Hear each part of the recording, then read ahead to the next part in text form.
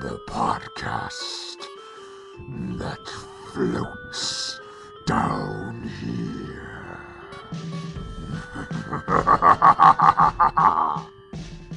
Hello, and welcome to the podcast that floats down here. I'm Melissa. I'm Ben. And I'm Luke. And we are here discussing Stephen King's work, It. This book was published in some year that I can tell you in a moment. 1985. Was it really 1985? This book was published in 1985. It is 1,099 pages long, or 1,090 pages long, and covers a span of almost 28 years. So I'm going to start you off with a little bit of a warning. This is very different than the other podcast you may have heard from us. The podcast Must Not Be Named, which is a Harry Potter read-through, which is totally suitable for kids. If you're not familiar with it, don't let your kids read it. It's graphic. It's a horror novel. There's definitely non-kid friendly things that happen in this book. Having said that, we're really glad you're going to read along with us. So go ahead, and I'm going to start with you, Ben. Can you go ahead and tell us how you came to this book? Yeah, I came to this book because of the miniseries that was produced in 1990, starring Tim Curry and a few other famous actors of the time. I'm going to stop you there. You were 5 in 1990, so Yes. Is that when you watched it? Probably 92, 93 on a rerun. Wow. Okay. Yeah, probably 92, 93 when I saw it on a rerun, and I absolutely loved it. It scared the hell out of me. And can we say hell It at least? or it? It, It the the book creature, or or it the it, creature? the Both? movie? Both. A little bit of both there. It scared me definitely. And the creature behind it, the story behind it, I was just enthralled. Problem was, I knew it was a book a few years later when I was like 12, 13 because my older sister had told me about it. That would be me. And I could not stand reading. Never was a reader. Hated reading. Up until a few years, got into the Harry Potter series and everything. We've discussed that on our other show.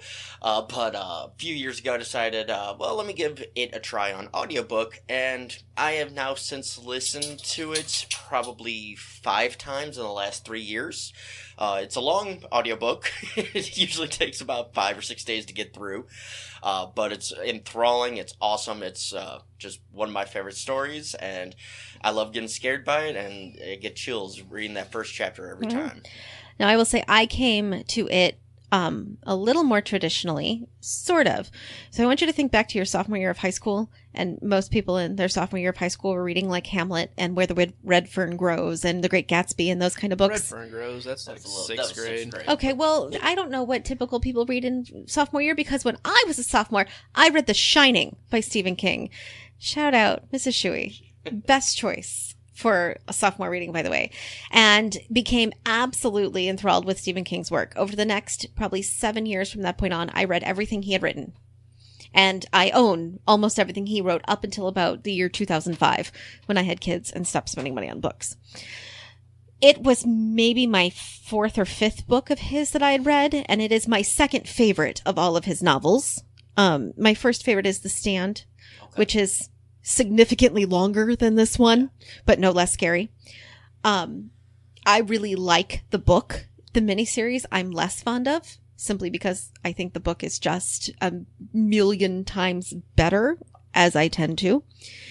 But this was Ben's idea to start this podcast as sort of a spinoff of our other one, and I was like, I have too much going on. We have this podcast. I have to work. I go to school. I have 3 kids. I have a house.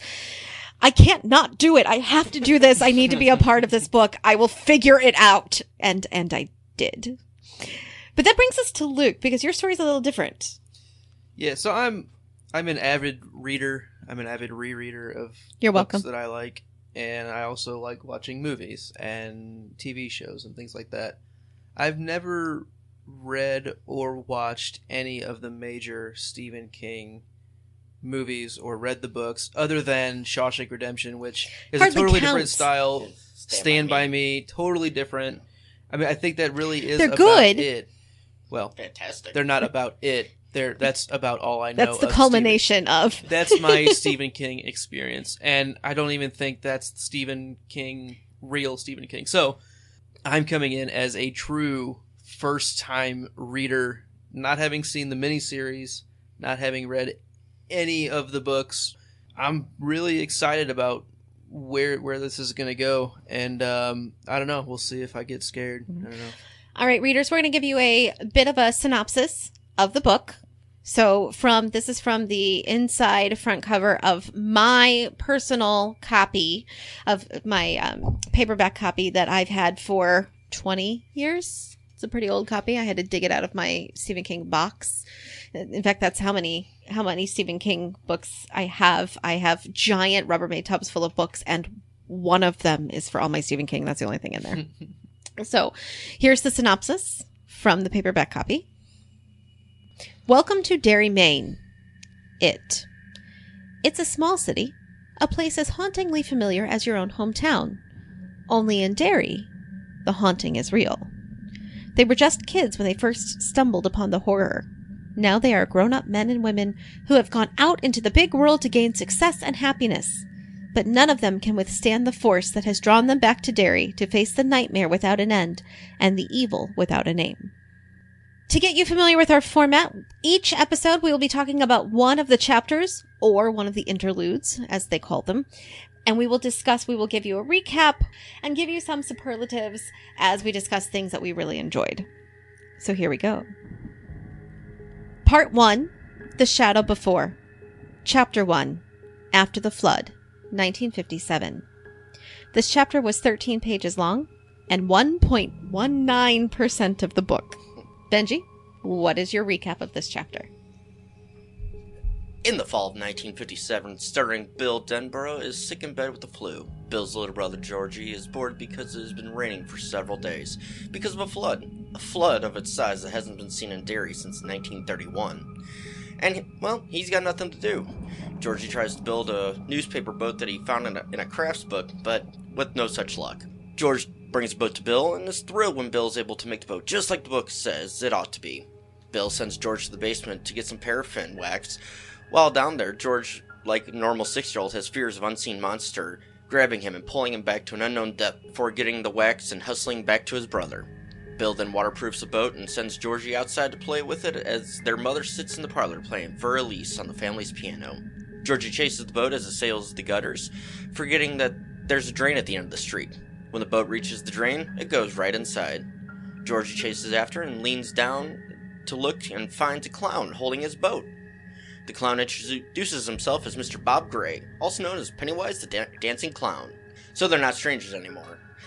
He tries to get Georgie to come into the drain with him, saying that there's a circus down there with balloons and cotton candy. When Georgie reaches out for his boat and asks if the balloons float, Pennywise tells him, "Oh, they float," as he grabs Georgie by the arm. "They all float, and when you're down here, you'll float too." As Georgie screams into the street, the clown rips his arm from his body. He's found only 45 seconds later by a neighbor, but it's already too late. Georgie is dead, and the drain is empty. Well, I'm going to start off with, I could not get myself to open the book. I mean, I've read it. I don't know how many times, but it's been a really long time since I've read like a true hardcore Stephen King novel, and I knew what was coming. You know, you read the first couple lines and you're like, Georgie's going to die. He's going to die. I know he's going to die. I know how he's going to die, and I don't want him to die. I think I'm having a harder time as a mom reading about the kids dying than I used to. It was never easy, and I'm not a horror. That's like the funniest thing about this. I hate horror films. Yeah. I can't stand it. It's too stressful for me. Stephen King novels I can do, no problem. But like, it was the hardest thing, knowing what was coming. Once I got started, I couldn't put it down. But that moment of, I have to open my book now, was difficult. I definitely didn't have a problem opening it up because I didn't know what to expect. You knew nothing. And I kind of had a Game of Thrones book, you know, A Song of Ice and Fire book 1, like in one chapter where, oh, this guy clearly seems to be, and spoilers for A Game of Thrones if you haven't read that or seen the show. The main character dies at the end of the first season. Who basically everything that is portrayed as a main character as much as you can in that show or the book, he dies. It's like the exact same thing in one chapter. I had no idea that was going to happen. Oh yeah. I just see him. I was like, I could tell there were definitely some eerie signs that something bad was going to happen. But you didn't know what it was? I didn't know what it was, and I didn't think he was going to die. You know, like I was just like, maybe he's going to get hit by a car. But definitely didn't think his arm was going to get torn off and completely just be dead. Which is interesting because when I don't remember the first time I read this story. It's been decades, and I was like, God, how do you not, like, he's gonna, like, I just knew he's gonna die. I mean, I knew he was gonna die, but I read the first couple sentences going, of course he's going to die. He tells you right up front. Death coming. There's no whitewashing it. How dare you for not knowing that it's coming? So I think that's really interesting that you didn't know what it was, that you know what I mean? Like, there were definitely signs saying that something bad was happening. Right. But I did not think it was going to escalate that quickly. Exactly. Like, my favorite thing about the way King writes, and at least in this book, because I'm not overly enthralled with all of his work, but at least with this one, he gives you little tidbits of the history of Derry. Like, oh, well, we haven't seen a flood like this for almost 25 years, and it's kind of one of those of, okay, that's interesting. And like little things like Georgia being enthralled with, the picture on a turtle wax can. But it's kind of one of those because it's like, I know, again, like Melissa, I know what's coming, and I know, oh, I missed that the first time, and, that's interesting, and, I want to see, if maybe Luke was going to pick that up, or when we get to that part, is he going to remember that back, or something like that, so, right. Those different things that they put in now, exactly. Which I didn't my first time through, I'm sure, yeah. like. Me either, yeah. So, that, I love that kind of stuff, and... but with this first chapter, it always just, it's like, because I am a horror film fan. I am the guts and gore and everything, and just thinking back to the portrayals I've seen of Pennywise the Clown, that's, the voice I hear, it's what resonates in my head. Hearing Tim Curry, in there, it's just, it's beautiful. All right, what kind of note did you have? What's one of your notes for this chapter? One of my notes I already mentioned the turtle wax, Pennywise. Okay, yeah, this chapter introduces two really important characters, Bill Denborough and Pennywise the Clown. It's safe to say Bill is one of the main people of this book at this time. I think it's funny that Georgie's not, because we spend more time with Georgie. Yeah. I think, it's so misleading. Yeah, no, definitely. It's back to Luke's point of kind of like the, you follow this one character for so long and then, they're gone. Right. Yeah, I just didn't expect that at all. Like, I was like, oh, he's going to be, It's going to be about he's Georgie. a really interesting character. He looks up to his brother. It's like... He listens to his brother more than he listens to his parents. And they have like a really cool relationship that we're learning a lot about. And then that's just in the garbage because, I mean, obviously we'll have one of them in the story moving forward. But it's not the kid you expected. It's not the... I mean, yeah. I mean, you have basically... You're left with the remnants of what that relationship... Which I assume will probably become a thing moving forward. I find it interesting that Bill's an 11-year-old boy with an extreme stutter that, per his mom, it's caused by a car accident and not, some other outside force or... something that and the dad seems to think it might be something else. I picked up on that. Yeah, I forgot about the car accident. I just knew he stuttered. Yeah, like I read it going, oh really? Oh, I don't remember that at all. Yeah, I thought it was odd that it mentions that Bill and their dad didn't think that was the cause of the... Yeah, like that definitely stood out to me as being there's probably something behind that. Right. Exactly. And unfortunately, we're about a week and a half out of me reading this, so I'm trying to remember back what my note meant. That's all right. How might this affect Bill and his parents? Losing Georgie, like it goes in the end of the chapter, about his mom being basically catatonic or, screaming her head off and then going catatonic while she's talking to police because she's just in shock. Well, even leading up to it beforehand, she was very zoned out on her piano. Yeah. And I'm not saying that as a mom, I'm not sitting zoned out on my TV show or reading my books too, but I just got this pre-vibe of her being checked out. Yeah. Even before anything happened to Georgie.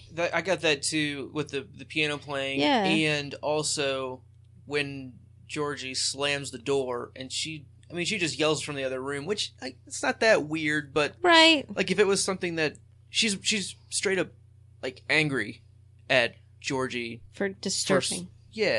Where it's like, why can't you go in and check on him? Like remind him he's not supposed to slam Right, doors yeah, like, or I don't know. whatever. It just seems like you quickly go to the yelling and you can't even go into the room to figure out what's going on. Like, that just seems like a step that's skipped, which Right. leads to the zoned out persona. However, I have older kids, and I do that sometimes. Right, and I'm saying it's not So, an unreasonable but thing. I think it's with the ominous tone of the chapter, Right. it adds to that. Whereas it could just be a mom being a mom, doing her thing because her kids are big enough to entertain themselves, and one is in his bed sick. He's fine. And like, they've been in the house for 7 days. right, You know, with the because- flood and the rain and the. You know, it's, So I think Tensions might just be high yeah. from Right. being cooped up.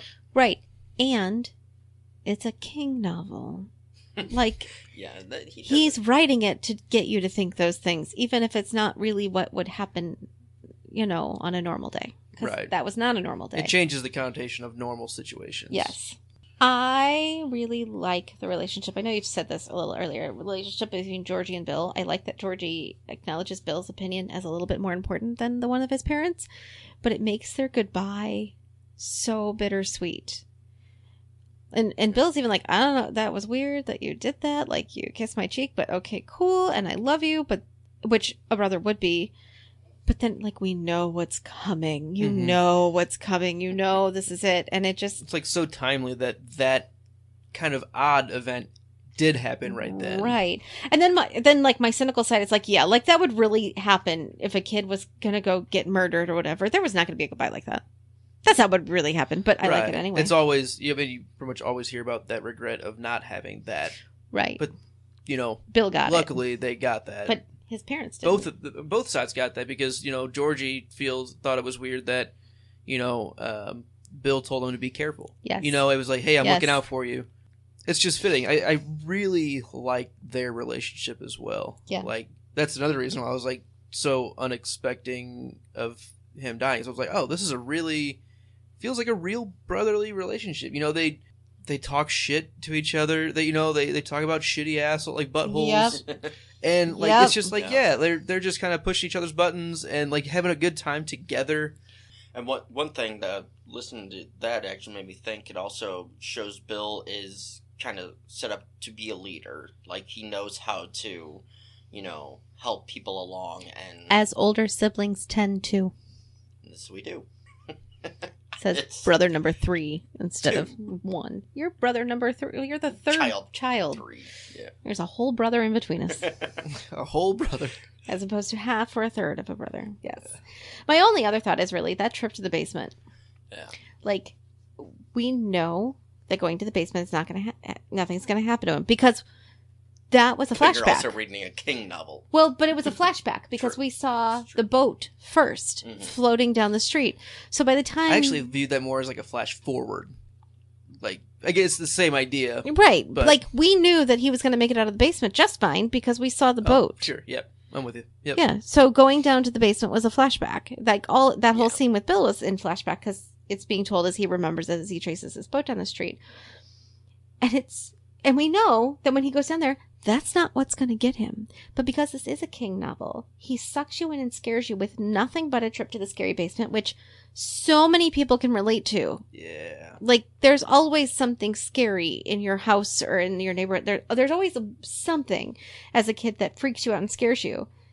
And then King goes off and kills him some way with a storm drain. Like a completely not scary thing. And here's what's funny. I was walking with my son the other day, and he came up to a storm drain. I'm like, nope, we gotta go around. And I realized I'd been doing that unconsciously for years. And I just realized why. I'm like, because it's storm drains. Yep. So now the storm drain is my own, like, Georgie steps down the cellar because I'm not going to have my son caught by Pennywise down there. Nope. No, thank you. Yeah, I definitely get the being afraid of the dark. I was afraid of the dark growing up for sure.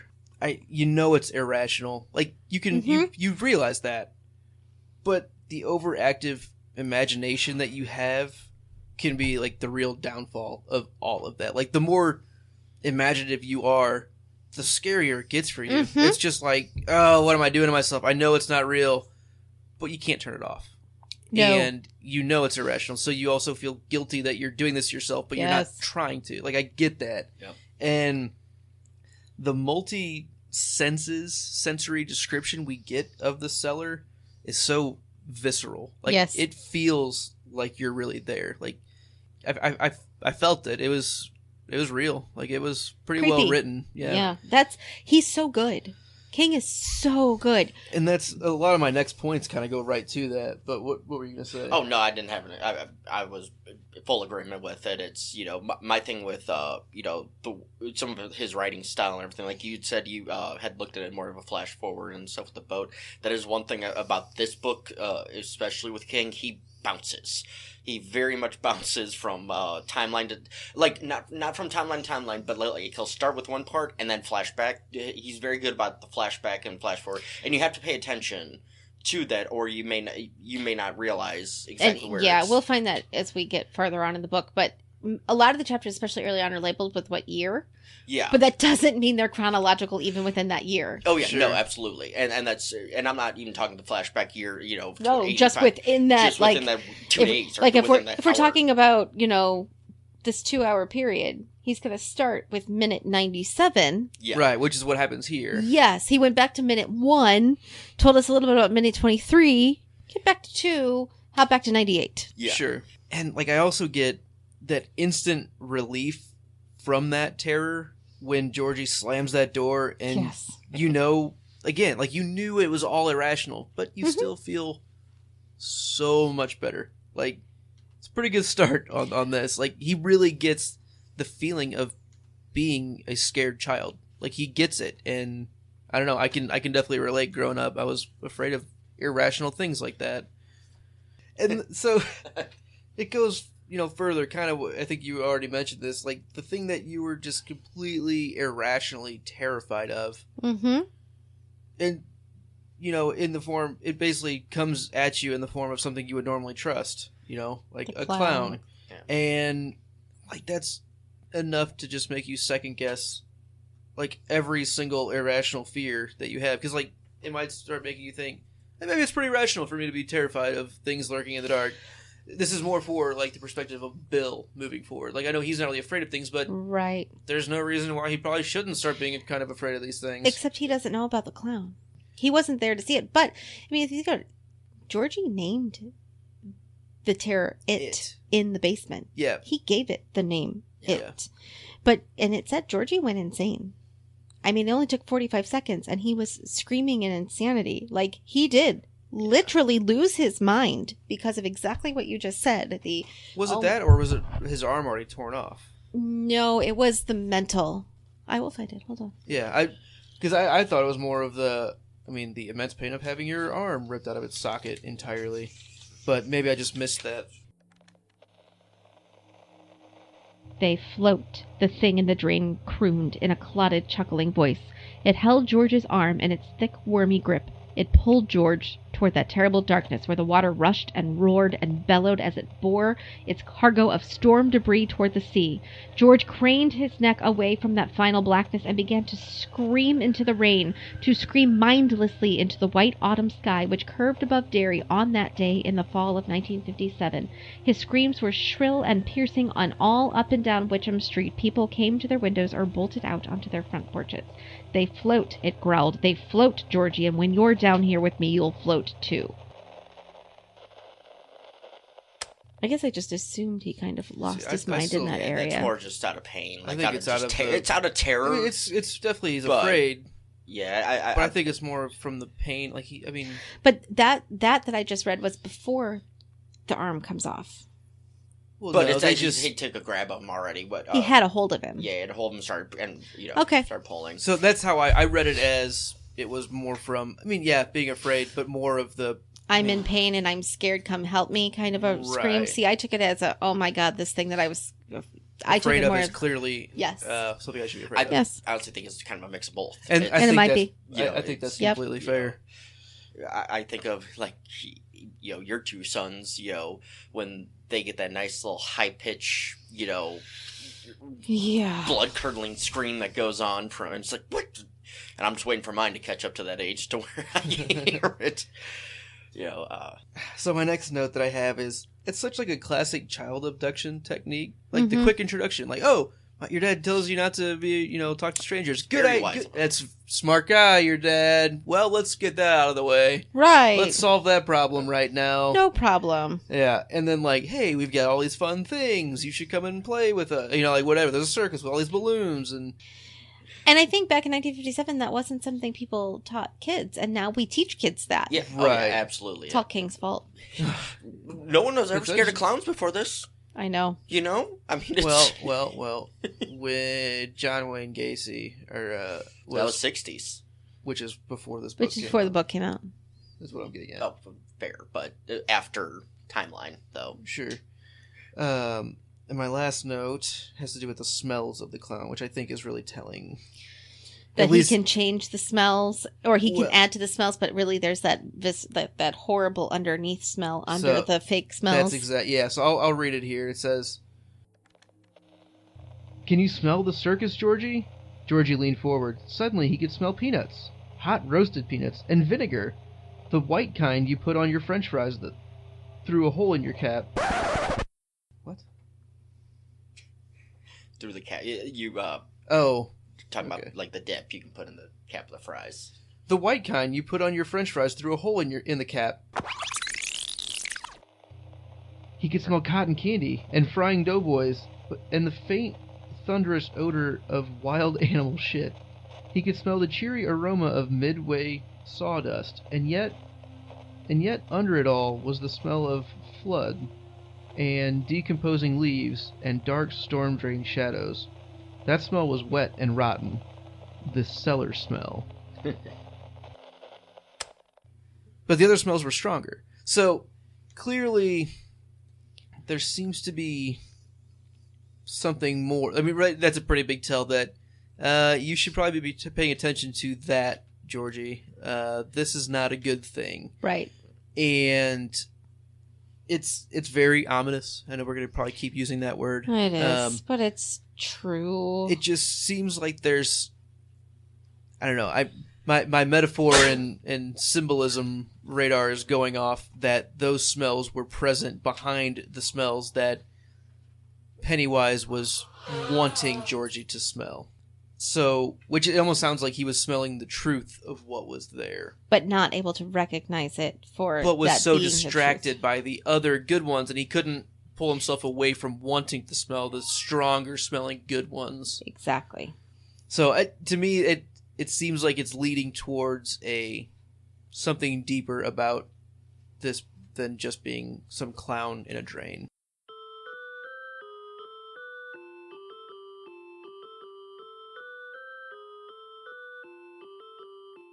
All right, listeners, our next session after this, we are going to go into our questions for the new reader, where Benji and I come. If we have any questions we want to specifically ask a new reader, we'll ask Luke. And conversely, Luke, as the new reader, if he has any questions, he can ask us. So, Benji, I know you have a couple questions for Luke. Why don't you go ahead and start us off on those? All right, first things first. Are you intrigued to where to see the story goes, or are you hooked? I'm definitely hooked. Like I said, it was a pretty big curveball for me where I just lost the main character. But that's okay because really Bill seemed like the more interesting character when it comes down to it. I was intrigued to learn more about him along with Georgie, that relationship developing.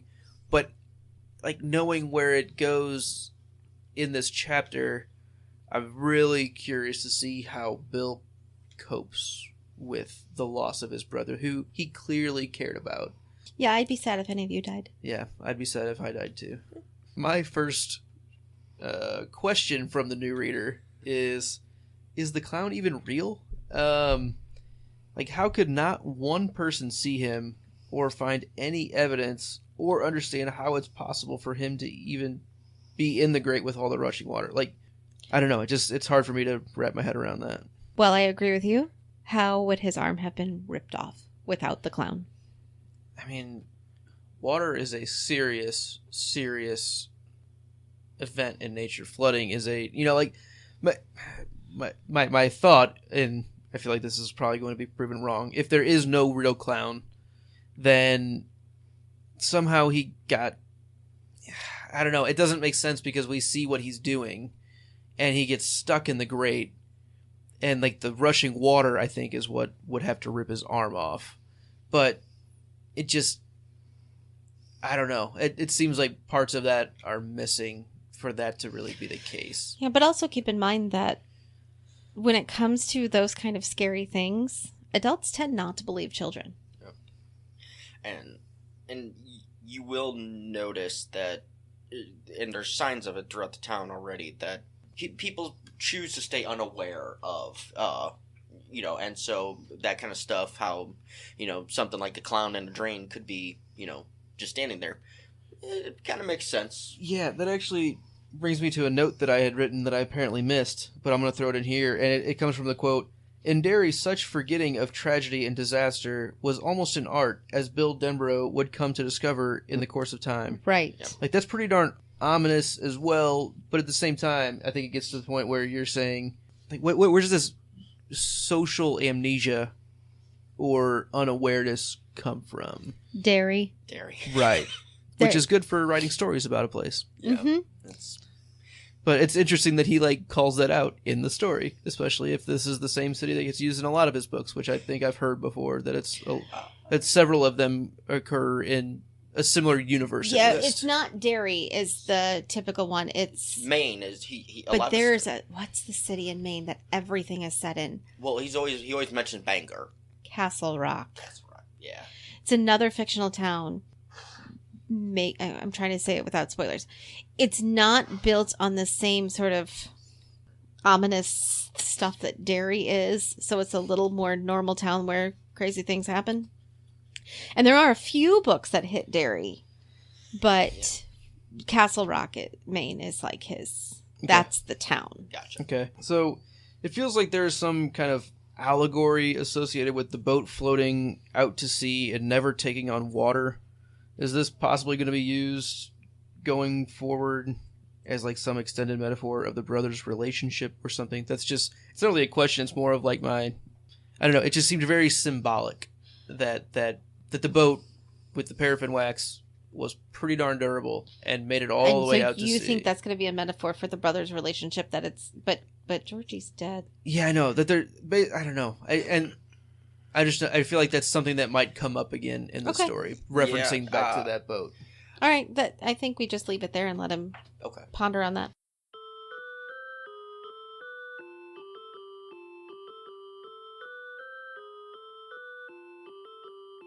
All right, so now we're going to get into our My Favorite Things section, where everybody says one thing they really liked. We can pick quotes, we can pick a person, we can pick an event. I think this time we all kind of went with a quote. So I'm going to start off with you, Ben. What was your favorite thing in this chapter? Oh, they float, Georgie. They all float. And when you're down here with me, you'll float too. Probably easily the creepiest line of any book you can start a chapter off with. Like any starting chapter line right there. I love that one. See, I'm going to go with mine, which actually is the first sentence in the entire book. And it's,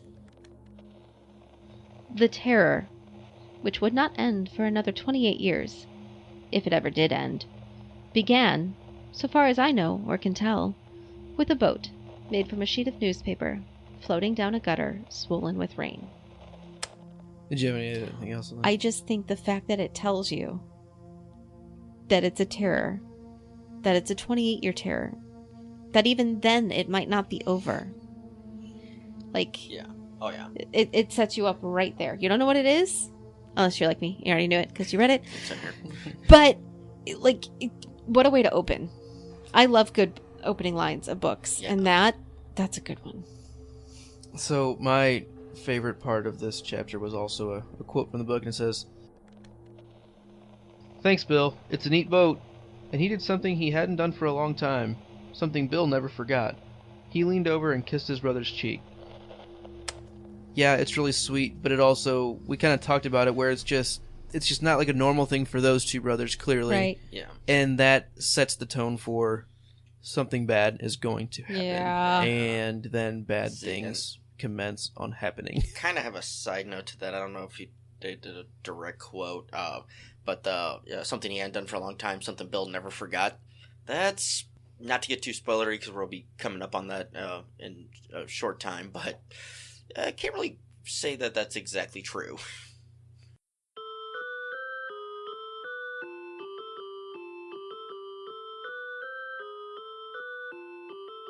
Thanks for listening to our inaugural episode of Stephen King's It.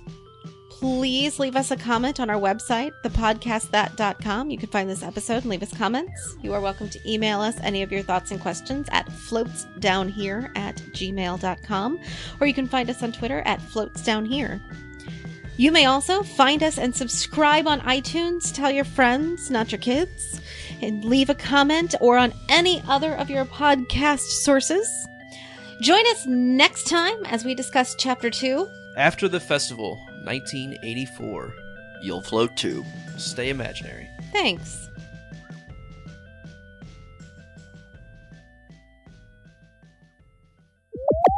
Come to our Twitter. Follow us on Twitter at floatsdownhere. Watch us every day. We're going to be putting out a tweet. If you retweet that gets you entered into our contest that we're going to be having for a free giveaway that we will be announcing at the end of episode 2. Get your name in. You can have up to, let's say, 13 entries because we're going to be putting it out 13 times. Click the link provided to find all of that giveaway guidelines and rules and everything, and we appreciate it. We will have our winners announced on episode 2. Join us then.